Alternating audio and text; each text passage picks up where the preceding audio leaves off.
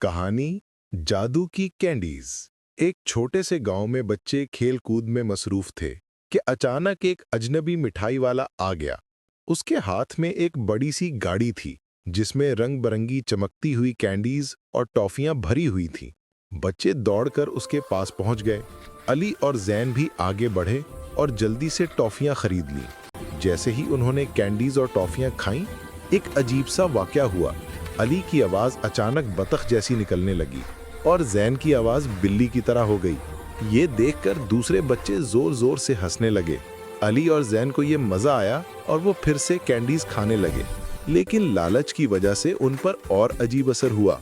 अली की नाक लंबी होने लगी जैसे पिनोकियो की, और जैन खुद ब खुद गाने गाने लगा जैसे उसके अंदर कोई रेडियो बज रहा हो।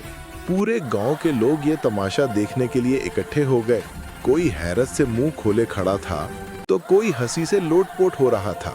सबके बीच कैंडीज वाला खड़ा मुस्कुरा रहा था जैसे सब कुछ पहले से जानता हो। इसी वक्त अली की दादी वहां आ गई। उन्होंने कैंडीज वाले को घूर कर देखा और कहा, बेटा ये कैसी कैंडीज हैं? कैंडीज वाला बोला, ये आम कैंडीज नहीं है, ये जादू की कैंडीज हैं। जो ज्यादा खाएगा मुश्किल में पड़ेगा।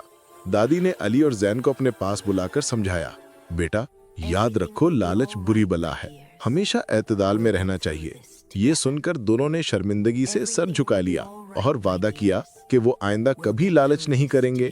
फिर दादी ने सब बच्चों को अपनी हाथ की बनी हुई कुकीज मिठाई खिलाई, गुड़ और चूरी की सादा मिठाई। वो मिठाई सबके दिल को भा गई और बच्चे खुशी खुशी खेलने लगे। गांव दोबारा कहकहों से भर गया। मिठाई वाला अपनी गाड़ी के साथ वापस जाने लगा। जाते जाते वो मुस्कुराकर बोला, याद रखना, अगली बार मैं जादू का आलू लेकर आऊंगा। ये सुनकर सब बच्चे जोर जोर से हंसने लगे। अली और जैन भी हंसे, मगर उनके दिल में ये सबक हमेशा के लिए बैठ गया कि लालच हमेशा नुकसान देता है। हमारी कहानी अच्छी लगे तो लाइक करें और चैनल को सब्सक्राइब करें और कमेंट्स में बताएं कि आप कैसी स्टोरीज देखना चाहते हैं।